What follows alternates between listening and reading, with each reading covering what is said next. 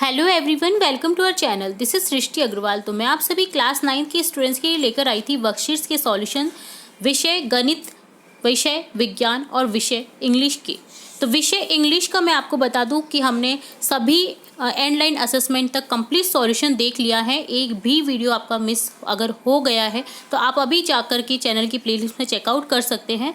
तो subject English का तो हमने वर्कबुक कंप्लीट कर लिया है। अब हम यहाँ धीरे धीरे करने वाले हैं जो आपका सब्जेक्ट साइंस है उसके भी सॉल्यूशन, और जल्द ही कम्प्लीटली वर्कबुक हो जाएगी आपकी सब्जेक्ट साइंस की भी। तो जुड़े रहिएगा इसी तरह हमारे चैनल के साथ। यहाँ हम देखेंगे कार्यपत्रक 15 और 16 का सॉल्यूशन।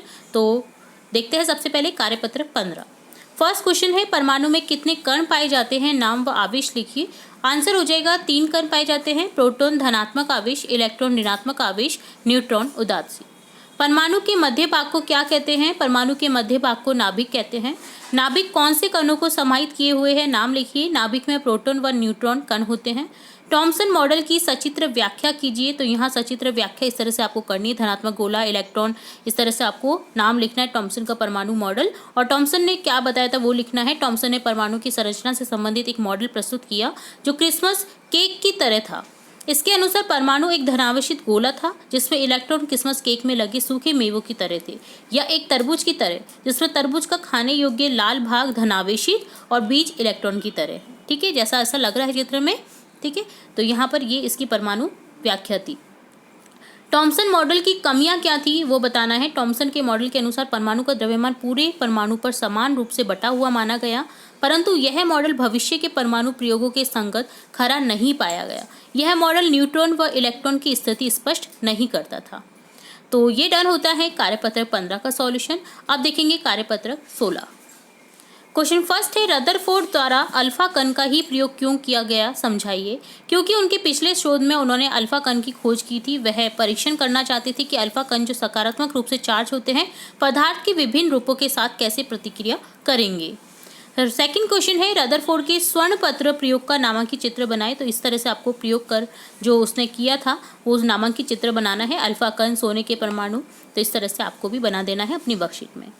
रदरफोर्ड प्रयोग के निष्कर्ष संक्षेप में लिखिए। तो निष्कर्ष बताएंगे। पहला है, परमाणु के अंदर अधिकांश खाली स्थान होते हैं क्योंकि अधिकांश अल्फा कण बिना विचलित हुए स्वर्ण पत्र से होकर निकल गए। सेकंड में लिखेंगे, कुछ ही अल्फा कण अपने पथ से विचलित हुए जिससे यह पता चलता है कि परमाणु का धनात्मक आवेश बहुत कम स्थान लेता है।